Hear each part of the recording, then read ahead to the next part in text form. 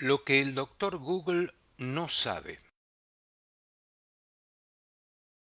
En esta charla intentaremos hablar de las influencias de la tecnología en la práctica de la clínica en medicina.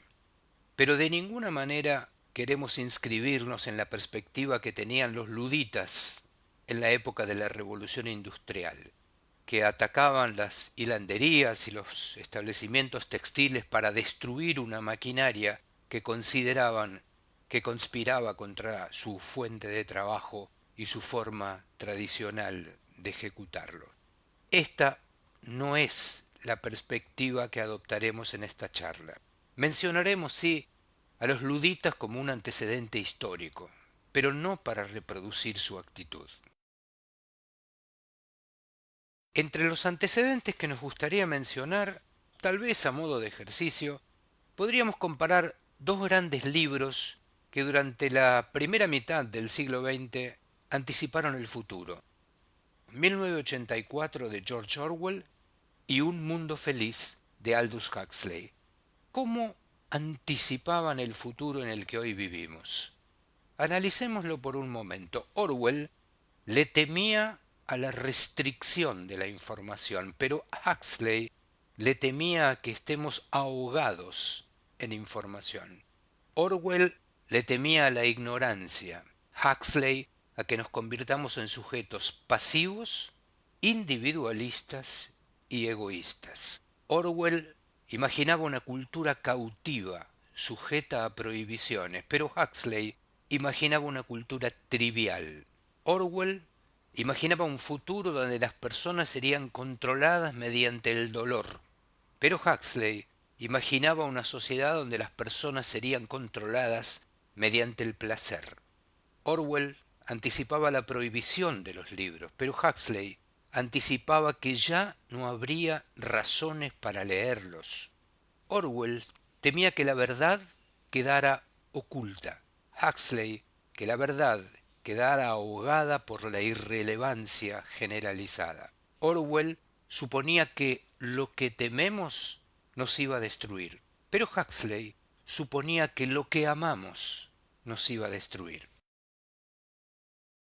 Mientras seguimos recorriendo antecedentes, podríamos recordar a un padre de la clínica médica, Sir William Osler, que dijo alguna vez: permita que cada hora del día tenga su deber asignado y cultive ese poder de concentración que crece con su ejercicio, para que la atención no se disperse ni flaquee, sino que se asiente con una tenacidad de perro sobre la persona que se encuentra delante de usted.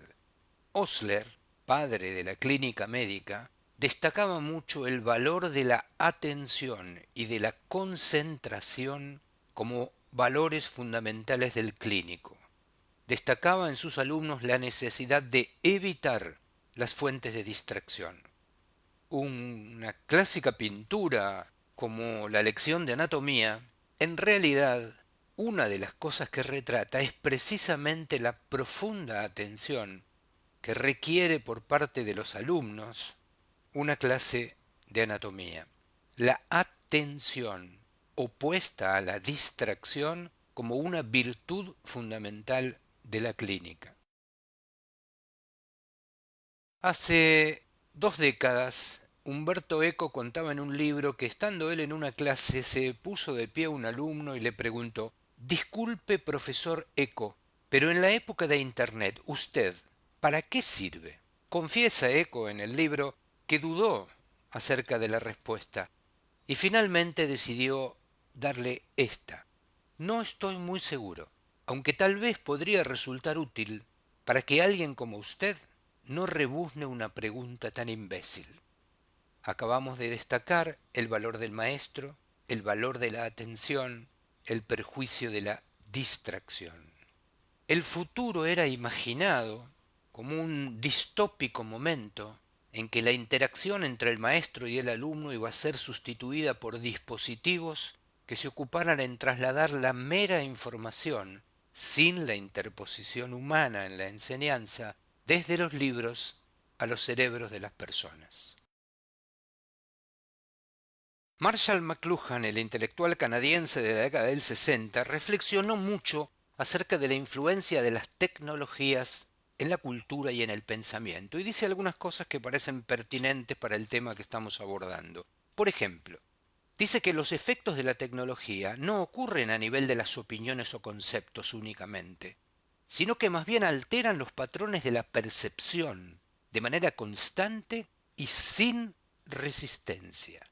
Los medios no son solo canales de información, suministran la materia prima del pensamiento, pero también dan forma al proceso del pensamiento, es decir, configuran la forma en que pensamos, modifican nuestras cogniciones. Pero avancemos porque todo parece indicar que el futuro ya llegó. Veamos algunas de las publicaciones en las revistas médicas más importantes de los últimos años para destacar cuáles son los problemas que mencionan. Este es un muy conocido editorial publicado en la revista JAMA por un pediatra que analiza un dibujo que le deja a una paciente de 9 años después de una consulta. Él reflexiona muy profundamente sobre el dibujo de su paciente, donde se lo ve a él ocupado en cargar datos en su computadora, detrás suyo a su paciente y a la familia de su paciente. Y la reflexión que hace este pediatra americano es dónde estaba su atención, qué cosas privilegiaba y qué cosas subordinaba.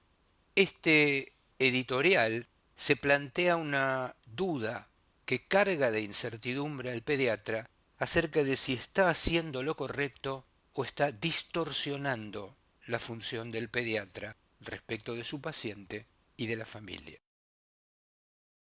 Hace muy pocas semanas, el New England Journal of Medicine publica un interesante editorial de un residente de medicina que cuenta una anécdota y también reflexiona sobre ella. Cuenta que llegó un paciente con colapso hemodinámico y shock durante la noche y él pasó toda la noche haciendo su soporte vital, restituyendo sus funciones y estaba muy orgulloso de que el paciente hubiera sobrevivido. Por la mañana, en la recorrida de sala, presentó el caso a su jefe y le contó que el paciente había salido a pasear a su perro y en un momento sintió un dolor en el pecho, falta de aire y shock. Y así fue trasladado al hospital. Su profesor lo interrumpió y le preguntó ¿cómo se llamaba el perro?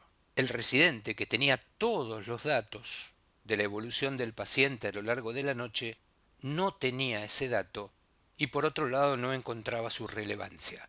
Le respondió que no lo sabía e intentó seguir con el relato de la historia clínica, pero su jefe le dijo, entonces vuelva a la cama del enfermo y averígüelo. Decía Henning Macken que para cada problema complejo existe una respuesta que es al mismo tiempo simple, pura y equivocada. En su novela póstuma, Arenas movedizas, cuenta una anécdota de la Edad Media. En 1348 la peste alcanzó París. Nadie sabía cuál era la procedencia de la epidemia ni cómo se propagaba. Como siempre, buscaban una explicación y, por supuesto, un cabeza de turco. Cundió el rumor de que eran los gatos y los mataron a todos. Gracias a ello, los verdaderos difusores de la enfermedad, que eran las ratas y las pulgas, se libraron de su predador natural, se multiplicaron e hicieron crecer los casos de contagio con cientos de miles de muertos. Una solución simple, pura y equivocada. Ahora que hemos analizado algunos antecedentes, parece un buen momento para aclarar algunos conceptos. ¿Qué es una solución técnica? Una solución técnica es un procedimiento que resuelve un problema de mejor forma que procedimientos anteriores. El problema es el mismo, pero la solución es otra. Y esto debe ser distinguido claramente de una transformación. Una transformación es un cambio que implica no sólo una nueva solución, sino que redefine el problema a ser resuelto. Una cosa es una solución y otra cosa es una transformación. En ese sentido, conviene mencionar, aunque sea superficialmente, algunas de las cosas que dice Eugeni Morozov en el libro La locura del solucionismo tecnológico, porque son interesantes y aplicables a la medicina. En primer lugar, el autor define al solucionismo tecnológico como una patología intelectual que reconoce problemas basados en un único criterio, solo si esos problemas se pueden resolver con una solución tecnológica y disponible. Es la ideología que legitima y sanciona las aspiraciones de abordar cualquier situación compleja a partir de problemas de definición clara y soluciones definitivas. Es decir, redefine un problema para hacerlo claro y definitivo, coherente con la solución que está a disposición. Los sistemas predictivos de inteligencia artificial son un ejemplo del sometimiento a la solución.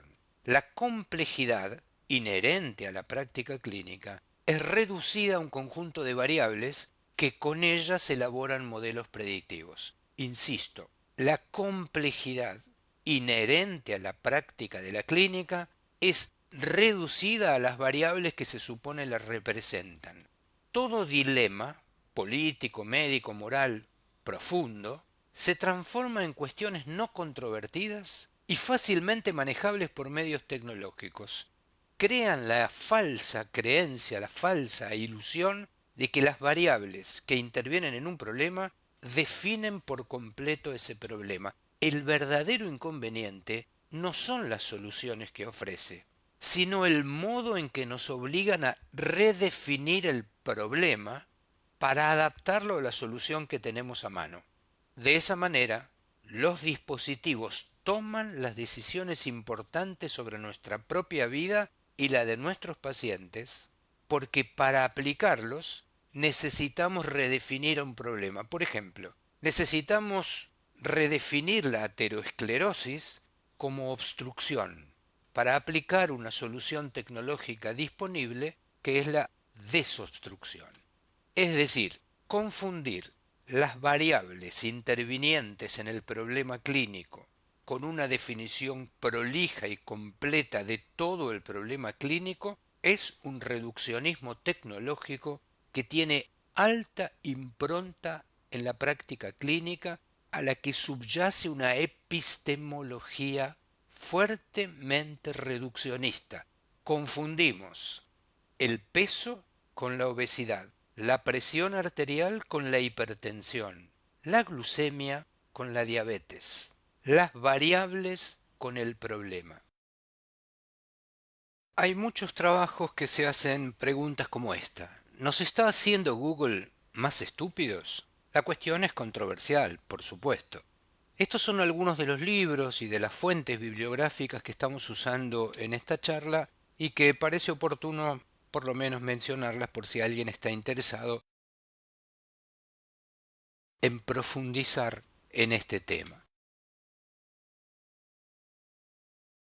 Hay una cuestión relevante con el uso de la tecnología médica y es que de alguna manera podría afirmarse que las apps, las startups, se han convertido en los nuevos diarios íntimos. Por razones culturales e históricas, las personas nos hemos convencido que registrar variables aritméticas procedentes de la fisiología de nuestro cuerpo nos dice quiénes somos, qué sentimos y cómo estamos. Y lo que es más grave aún, se supone que trasladar esta información aritmética al médico podría reemplazar a la entrevista cara a cara entre un médico y un paciente. Es decir, se ha creado cierto consenso social que nos representa las variables biológicas obtenidas a través de estos dispositivos mejor que la narrativa que relata nuestra circunstancia y nuestra historia personal. Este fenómeno ha explotado exponencialmente en los últimos años y ya disponemos de apps para medir casi todo lo que puede ser medido. Los casos de este fenómeno son infinitos, pero simplemente por mencionar algunos, hay una ruptura con la tradición clásica, por ejemplo, griega, socrática, de cuál es la forma en que las personas podemos conocernos a nosotros mismos. Ya no es la introspección, ni la reflexión, ni el diálogo con otros seres humanos. Se supone que conocerse a sí mismo ya no requiere meditación ni introspección. Somos personas del siglo XXI, no griegos de la antigua Atenas. En lugar de discutir filosofía, solo debes escupir en un contenedor y enviarlo a la empresa. Después de unos días, por la modesta suma de $100, obtendrás tu horóscopo genético. Será tu ADN quien te diga quién sos.